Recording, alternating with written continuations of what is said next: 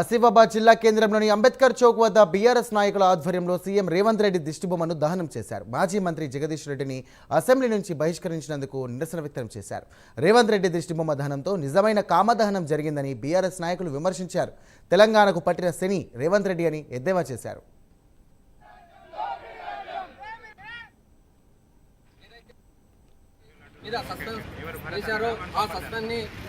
ఎత్తివేయాలని ఈరోజు BRS party తరఫున మరియు గోలక్ష్మి మేడం తరఫున ఈరోజు ఆసిఫాబాద్ నియోజకవర్గంలోని ఈరోజు మనం నిరసన కార్యక్రమం మరియు దిష్టిబొమ్మ దానం చేయడం జరుగుతుంది.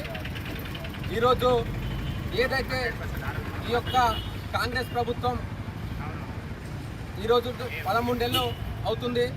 ఈ 13 నెలలలో వీళ్ళు ఇచ్చిన 6 గ్యారంటీలో ఏ ఒక్క గ్యారంటీ కూడా మనకు ఈరోజు నెరవేర్చలేదు. కాబట్టి అసెంబ్లీలో వీళ్ళని ముఖ్యమంత్రులని మంత్రులని నిలదీసి అడిగేటటువంటి జగదీష్ రెడ్డి కానీ మరియు ఇట్లా హరీష్ రావు కానీ కేటీఆర్ కానీ అడుగుతారు. కాబట్టి వీళ్ళ ఎక్కడైతే అడుగుతారో వీళ్ళని అడిగే వాళ్ళని గొంతు నొక్కి సస్పెండ్ చేస్తే మమ్మల్ని అడిగేవారు ఉన్నారని ఒక్కొక్కరిని సస్పెండ్ చేస్తున్నారు. కాబట్టి